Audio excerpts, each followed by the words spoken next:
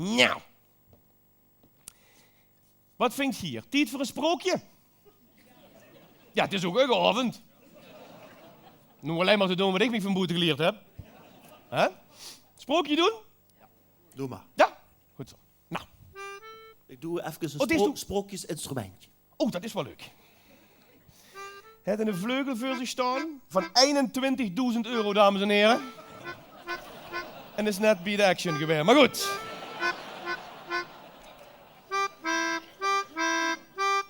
Oh, sorry.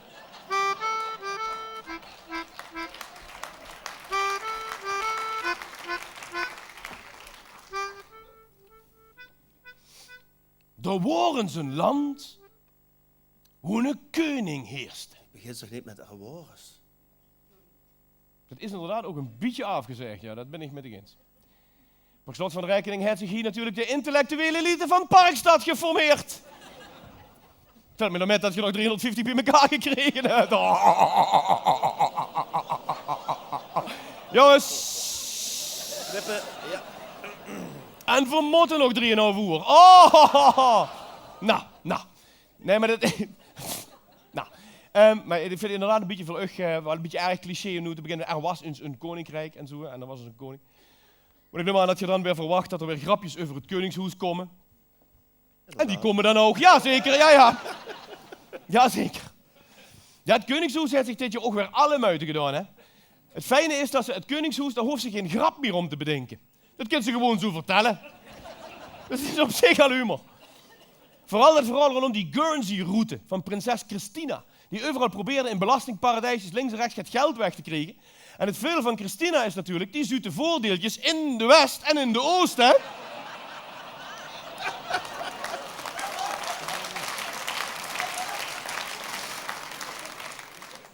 Ja, en geld hebben ze nodig, de Oranjes. Geld hebben ze nodig. Maar binnenkort stopt de uitkering van Zorgeta in Argentinië. En hij krijgt vanuit Nederland dan een soort Gunta-uitkering. Is dat? Kent je nog niet de Gunta-uitkering? Is een uitkering voor het arbeidsongeschikt maken van anderen. Ja, het Koningshuis heeft zich toch wel vreselijk best gedaan. En ik zat op Koninginnedag. Zat ik voor de televisie.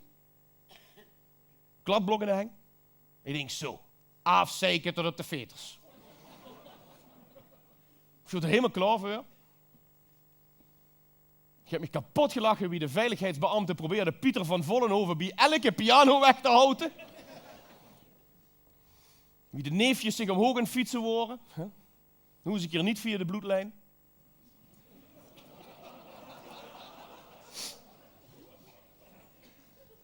Tot op dat ene moment. Dat een of andere idioot door een mensenmassa heen riet.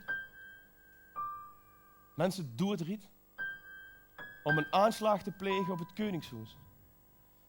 Een aanslag te plegen op mensen die zelf alleen nog maar figureren in hun eigen decoren. Zelfs zo erg dat de nar in mich moest zwiegen. De nar heeft tot taak alle ellende van de wereld te relativeren, want dat is wat humor met ons mag doen. Alles relativeren. Humor is leed op zijn kop gezet, zag gezellige lijfig vroeger al. De nar heeft zijn taak om het te relativeren. En of dat nu gaat om Katrina's, of Herald of Free Enterprises, of 9/11, of de nar vergeet er nog een hoop. Het is zijn taak om te relativeren. En in een idioot ontneemt ons dan dat recht om grappen te maken, om het samen te leren begrijpen, om te snappen dat voor wie er moet. En dat gebeurt dus niet. Dat gebeurt dus niet. En ik heb persoonlijk met de majesteit afgesproken dat we gewoon doorgaan. Ondanks dit. Gaan we gewoon door. En ik heb zelfs met de majesteit afgesproken dat ze op dit moment in het programma even belt.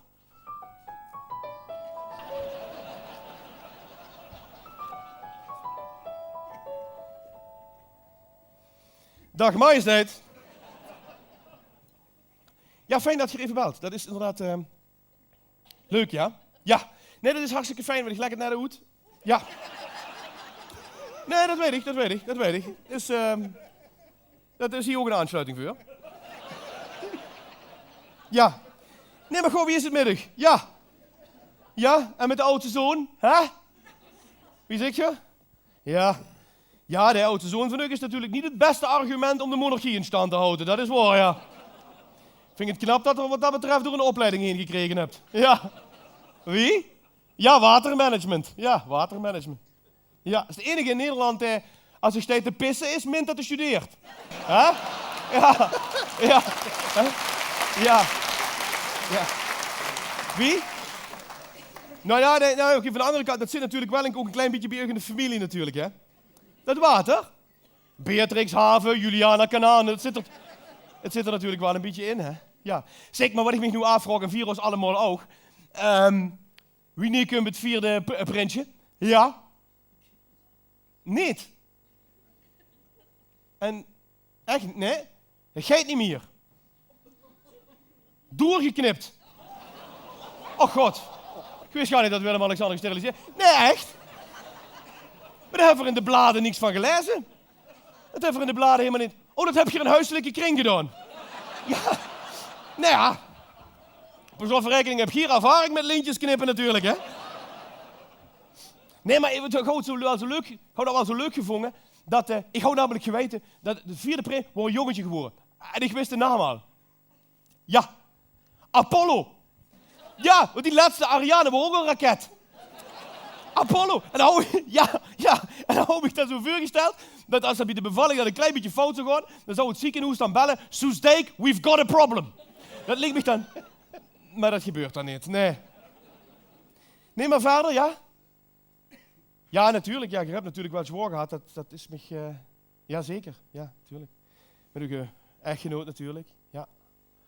Maar ja, je moet maar zo denken, hij ligt nu wel een keer stil. Hè?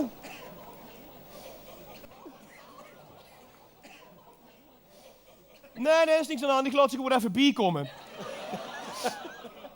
Ja. Ja, en uw vader natuurlijk. Maar ook dat heeft voordelen, majesteit. Dat heeft natuurlijk ook een aantal voordelen. Ja, nu krijg je er geen halfbroertjes of zusjes meer bij natuurlijk. Hè? Ja. Nee, maar ik vind het wel fijn dat je belt en dat je... ja, vind ik wel fijn. Goed. Gij het goed? Dankjewel, hier ook. Ja. En ik zal nog zwijgen volgende Koninginnedag. Hier ook naar mij. Dankjewel, majesteit. Dag.